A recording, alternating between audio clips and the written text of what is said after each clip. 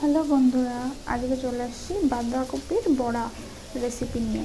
তার জন্য লাগবে বাঁধাকপি, কিছুটা আলু সিদ্ধ, পেঁয়াজ কুচি, কাঁচা লঙ্কা।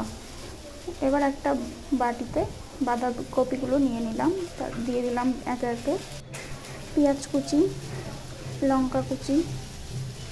এখানে আমার ক্যামেরাটা একটু ঘুরে গেছিলো, জিনিসটা অ্যাভয়েড করো।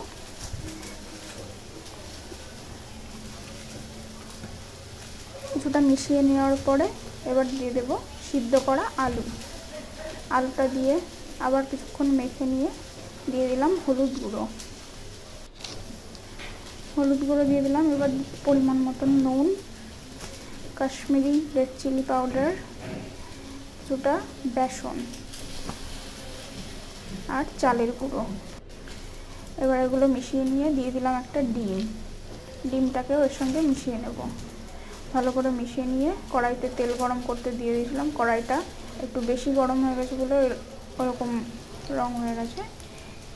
এবার ওইগুলো চামচ বা হাত, তোমাদের যেটা সুবিধা হয়, দিয়ে নামিয়ে নিলাম।